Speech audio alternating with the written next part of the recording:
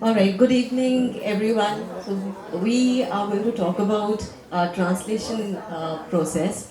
I think I'll request Savita Damle ji to talk about the kind of work that she has done first, and then I'll talk about what work I have done. Since 1992, I am in this field, and actually, I have translated till now more than 54 books, and some of them are really big. And while means I will tell you about means I translate from English into Marathi, and all those up till now I have translated novels, then biographies, autobiographies, then Samaj Shastra, means sociology, history, short stories, and all these things are very challenging because that is different language, different that author is from different sphere, different country. Sometimes they are from Spain, sometimes they are from England. Yeah, whatever means sometimes those are original English language books, otherwise translated in English by Spanish or some other language. So we have to, I have to first get acknowledge that जो artist है उसका जो main background क्या है कि वो मुझे मराठी में लाना है. I have to bring that in Marathi. So I have to know his culture, his language, and all those other things also, because his geography is also very important. Because recently means 10 years back I have translated Jerusalem, and that was 800 pages book. It was really Herculean task for me. मगर वो जो मराठी के जो diamond publication के पास थे, मैंने उनको बोला कि इतना बड़ा किताब कोई पढ़ेगा क्या. It is 850 pages. तो ऐसा उसको कुछ शॉर्टन करते हैं, कुछ उसका एडिटिंग करते हैं. तो बोले नहीं, मराठी में इस तरह सा एकदम पूरा डिटेल में कोई किताब नहीं है. So we want it in totally means not a single line you should omit. तो उस तरह से मैं तो पूरा ऐसा क्या बोलते हैं कि पैशनेटली मैं उसके पीछे ही लग गई. ऐसा किसी को पागल होते हैं ना वैसे. और तभी I was working with bank, I was actually working with state bank of India. और कैसे था कि ना मुझे ऐसा mean this is not my ऐसा ऑब्जेक्ट ऑफ लाइफ. मेरी लाइफ को कुछ मीनिंग चाहिए. मुझे बहुत ऐसा लिखने की बहुत अच्छी तरह से आदत थी और मुझे बहुत पैशन था. मगर वो ऐसा कैसे पहले समझता नहीं ना. When we are young we don't know what we have to do, we want to do with our life. और क्या अपने इधर तो गर्ल्स को तो ऐसा बोलते भी नहीं है कि इस तरह से कि तुम तुम्हारा कुछ अलग से ये करो, अलग से तुम्हारा कुछ तुम. तो जो जैसे बड़े बड़े रहते हैं अपने को वी गेट टू नो कि मुझे क्या करना है मेरी जिंदगी में. तो उस तरह से मैं ऐसे डिस्कवर करती गई मुझे खुद को. और मैं ऐसा पोएम्स लिखती हूँ, मैं शॉर्ट स्टोरीज और ऐसा ओन भी मैंने लिखा है. मगर जैसे मेरा ये ट्रांसलेशन का बढ़ता गया तो मुझे उतना इतना काम आने लगा ना कि अभी मुझे मेरी सब एनर्जी उसमें ही चली जाती है. अभी मीन्स होगा 2013 में मैंने जॉब छोड़ा. उसके पहले मैं अर्ली मॉर्निंग उठ के और शाम को ऐसा मैं ट्रांसलेशन करती थी. मगर वो पैशन का काम है. मीन्स रियाज करते हैं ना, सिंगर कोई जैसे रियाज करता है तो जैसे रियाज करते यू बिकम मोर परफेक्ट. तो अभी मेरा स्पीड भी बहुत बढ़ा है और मुझे लगता है तो क्या परफेक्शन के लिए और जगह है. मगर क्या कि बेसिकली जो ये है ऑथर, मेन ऑथर, उसको जो बोलना है वही मेरे इसमें आना चाहिए. उसका जो हाँ या उसका जो मीनिंग है, meaning of that main author has to come just like rangoli. I have to put the words of my mother tongue, Marathi, because I am translating that in Marathi. So those words I have to put in that beautiful picture, and I should not go beyond that author, whatever that author wants to say. So this way, this is my now you I will go to her and. So my work of translation has been in many different directions and with many genres, but it has been mostly to do with creative writing. So it began with translation of poetry, and I translated a Punjabi, a Pakistani poet, woman poet, Bushra Ijaz, into English.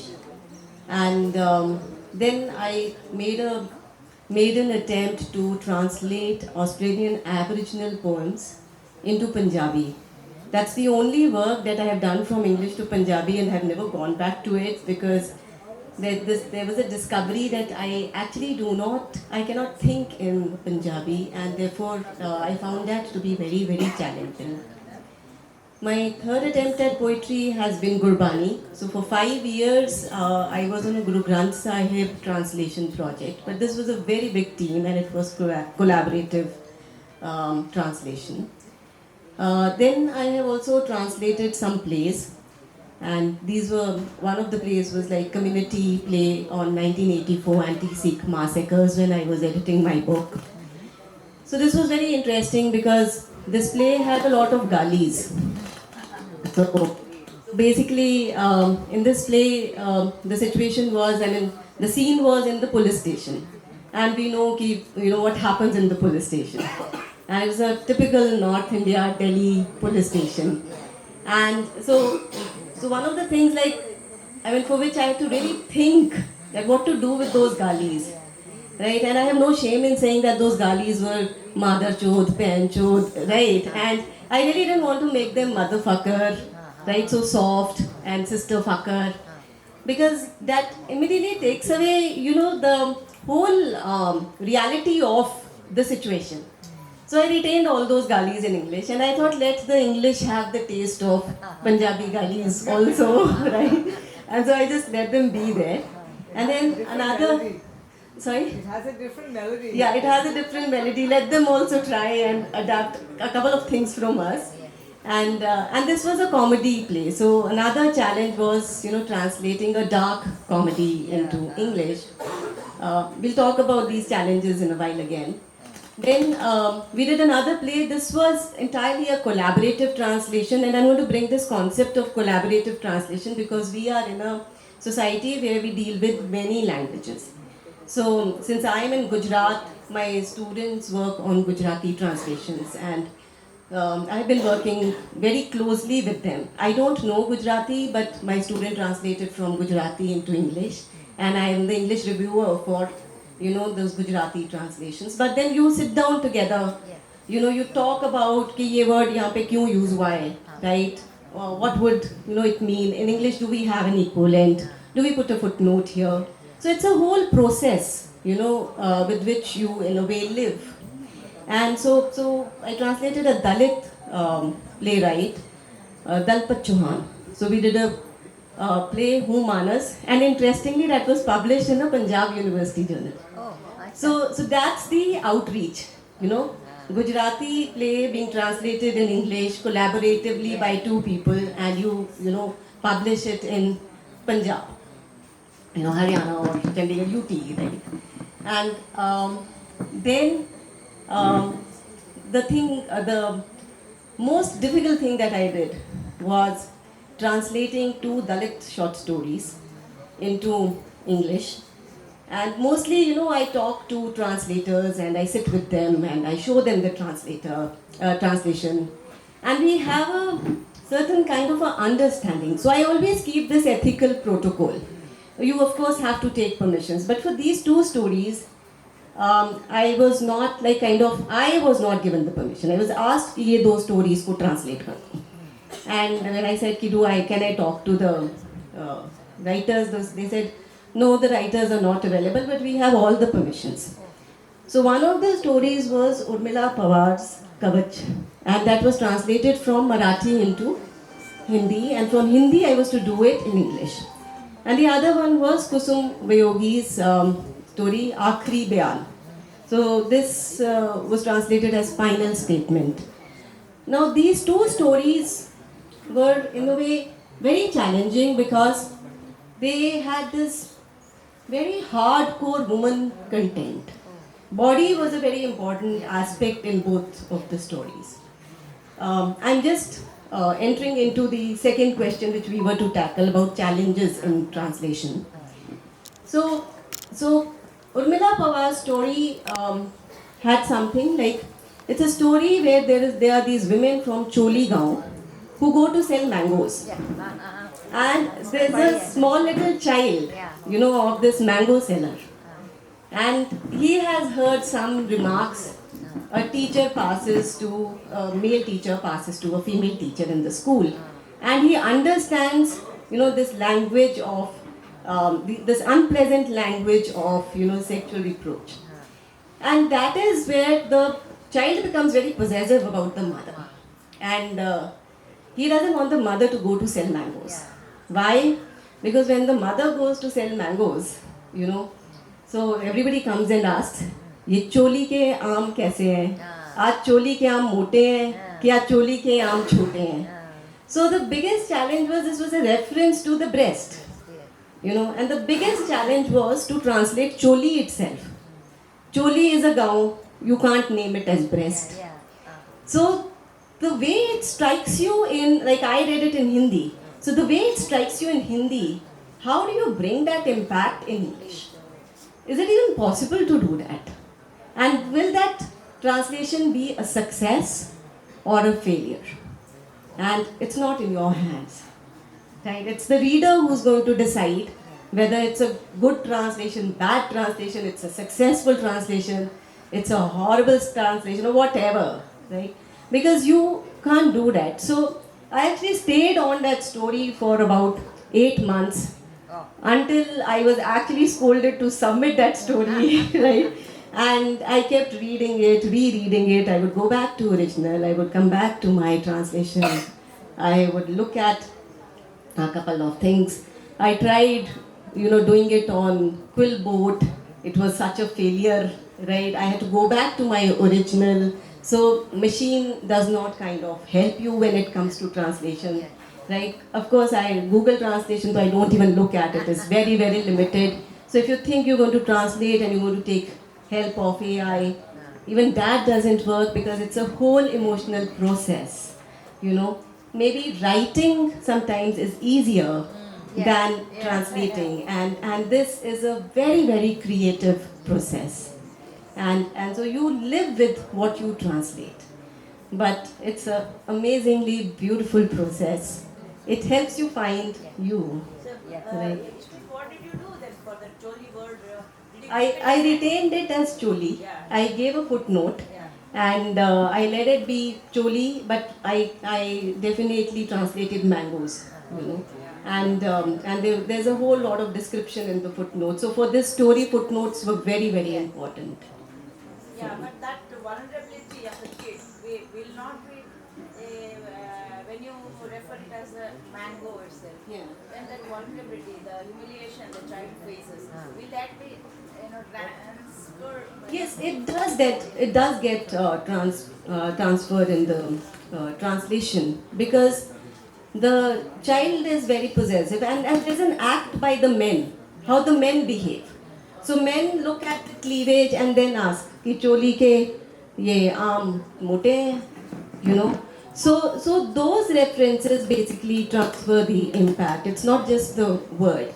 And many a times I had to go back to kind of look at, and make it a bit more sensational at times. So that was the translator's, interference with the story. So which came naturally in Marathi or in Hindi, it did not happen with me. I had to force it in. So I had to make it a bit sensational. I had to add words that he gave, he gazed at her, something like that. He gave her a penetrating look.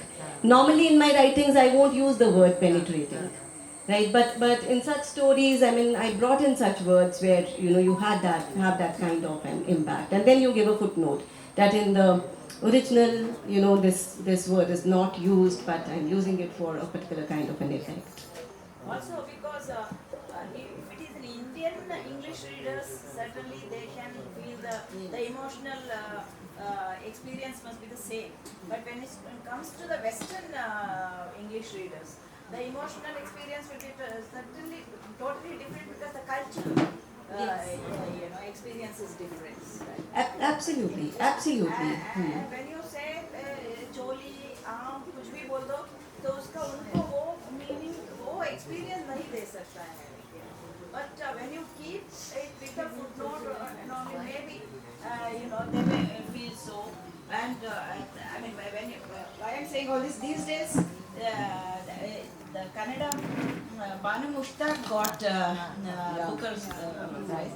In that, I think her name is Aparna, she is also a Kannadiga, was translated. She kept almost all the native words in Kannada itself, like and the Muslim expressions also, yeah, all those things she has kept it, and that's where at least they can come near our cultural these things. Yeah. So that's why I asked. Yeah, so one more thing which I've employed apart from the footnotes is that, I mean, I did not do it for Choli, but this is just for an example that I'm giving. So, Choli, and you say this is the blouse is referred to as Choli, in Hindi. And you put it in the text itself, right? So that the reader does not have to, go somewhere else. Not distracted from the Does not get distracted. So you become a bit descriptive. But you put a footnote then saying that, okay, this is not there in the original source. Just to be honest to the source. Right. So this was like most challenging. I mean, abhi tak whatever work I have done, this was something which was, I thought it would be very easy to do. It's a short story. I mean, much more easier than a poem, or even a play for that matter. But I think this was the most challenging, not because of the form, but because of the content. And the other story was like Kusum Vyogi's story, where she rips off the penis of the man who tries to rape her, and he commits suicide by jumping in the well, and he is Sarpanch ka beta. He's the son of the Sarpanch. And then police comes in, police asks everybody that, I mean, they in fact doubt everybody, but they don't look at this girl for a very long time. And towards the end, they look at her. So, Akhri Bayan, so this is, she gives a final statement. They ask her that, do you know anything about it? And she goes inside and she brings a piece of paper in which she has wrapped, the penis which she had ripped off, and she says, "This ye mera byan hai." Oh, this is my. So this was like, here it was, the problem was not much of the words kind of a thing. Here the problem was of the emotional content, and how do you like kind of, on one hand, there's this woman who is very brave and very bold, and she doesn't allow anybody to touch her. And when this man makes advances and he touches her, so what does she do to him? So that aggression is something which needs to be there in the story. And that was something, again, another challenge. And another problem that I had with the story was because I personally feel that when you deal with rape in context of body, by ripping off the penis, it's just limiting the whole discourse to body. So we have to work on the mind. So because it was a story given to me, I had to do it. And I had accepted to do it. But if I were to choose this story, perhaps I wouldn't have chosen it because I myself find it limiting. So the translators, connect with the story. So somewhere, all the while when I was translating, this doubt was there with which I was living. So, and I do think that maybe, I don't know if that doubt shows in the story or not, but maybe had I believed in it more, it would have been a little more better. So these are the kind of challenges which I have come across. Maybe you could also share certain challenges which you have. I have done Assami writer Savita Goswami, and she was BBC reporter. And in 1975, when there was Ulfa and Asu, all with Huskor, that is the problem of Huskor को क्या बोलते हैं? Huskor को क्या बोलते हैं English में?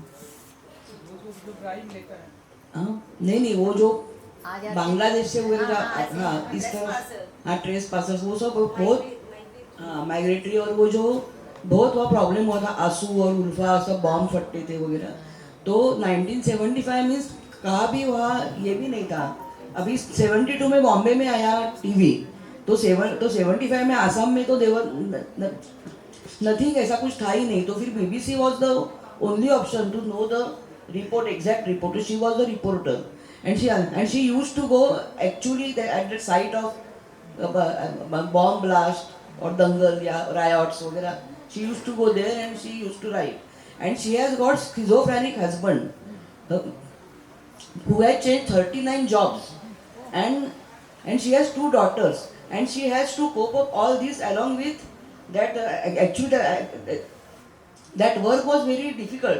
Her work, actually going to the, it was not desk job. So she has written her autobiography. मन गंगा तीरात मीन्स मनगंगा मीन्स मनगंगेच्या काठावर ऐसा this way I translated in Marathi. So what I found that in that total autobiography, there was Assam's politics also was there. Means Assam and Assam politics were the two क्या बोलते पात्र means character two characters in that story. So I have to understand that politics of 1975 Assam, because otherwise just putting word to word it is not correct. I have to take the context also. So Savita Goswami, I personally met her. I go to her place, and her daughter has translated those things that her book in English. So Triveni Mathur, her daughter, mean she was the character in that story, and also she has written that translated that in English. So I met both of them, and whatever my questions. So I put the questions in front of them, and I tried to exactly mean maximum मेरा जो justice, I have to give justice to that her story, because it is parakaya pravesh, means we have to assume that you are in the author's place, you are in the author's shoes, you have to wear author's shoes, whatever means. Suppose अभी ना 12 बाला means आपने भी बोला ना कि वो जो गालियाँ देनी पड़ी, तो इस तरह से वो नाइट क्लब में बॉम्बे के जो सिंगर्स वगैरह होते हैं ना, बार डांसर्स, तो बार डांसर्स का एक नॉवेल मेरे पास आया था, उसमें इतनी गालियाँ, so many abuses and all that, so I couldn't read. मैं मीन्स ट्रांसलेशन तो आगे की बात हो गई, मगर वो पब्लिशर मुझे बोला कि no you have to do, you can do it. So he has made ऐसा मीन्स persuaded me to, मगर at that time you have to do justice, you have to go in that author's place and you have to go into that character's place, then only you can write. Means you have to write with your heart, otherwise it is not possible. That's why while choosing the subject, suppose that subjects ऐसा heart को गया तो ही मैं I can write, otherwise translate मैं नहीं कर सकती, because subject is very important.